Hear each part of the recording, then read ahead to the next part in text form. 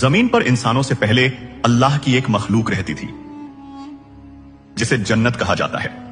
जब जिन्नातों ने जमीन पर फसाद, खुराफात और गुनाह के काम बढ़ा दिए तो अल्लाह ताला ने फरिश्तों को हुक्म दिया कि इस फसाद को खत्म कर दिया जाए।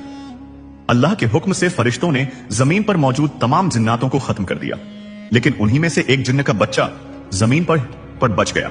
वह अकेला था, डरा हुआ था और रो रहा था। उस बच्चे का नाम एजाजील था। फरिश्तों ने उसका रोना सुना और अल्लाह की बारगाह में अर्ज किया, मौला, जिन्नात का एक बच्चा जमीन पर रो रहा है, आपका क्या हुक्म है? अल्लाह ताला ने फरिश्तों से फरमाया, इसे उठा लाओ और इसे तुम लोग तालीम दो। फरिश्ते एजाजील को उठाकर अर्श पर ले आए और उसे इल्म व तालीम देना शुरू किया। जल्द ही इल्म के मैदान में एजाजील फरिश्तों से भी आगे निकल गया।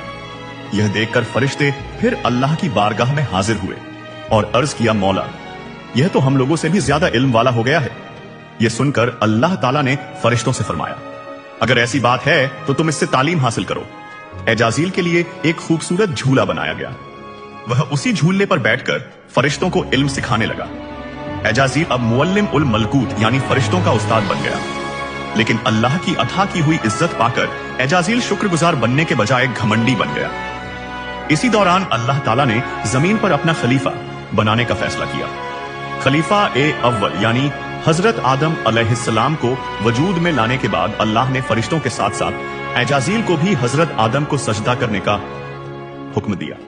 फरिश्तों ने अल्लाह का हुक्म मानते हुए हजरत आदम को सजदा कर लिया, लेकिन एजाजील अपने इल्म और इबादत के घमंड में बोला, मैं आग से बना हूं और आदम मिट्टी से बना है। यह कहकर उसने अल्लाह के हुक्म का इनकार कर दिया। इसी नाफरमानी और तकब्बुर की वजह से अल्लाह ताला ने एजाजील को इब्लीस शैतान बनाकर अपनी बारगाह से निकाल दिया। याद रखो, अर्श से फर्श तक जितने भी घमंडी हैं सब इब्लीस की जमात में होंगे। इसलिए अल्लाह का शुक्रगुजार बनो, क्योंकि हर अहंकारी का अंजाम बेहद खतरनाक होता है।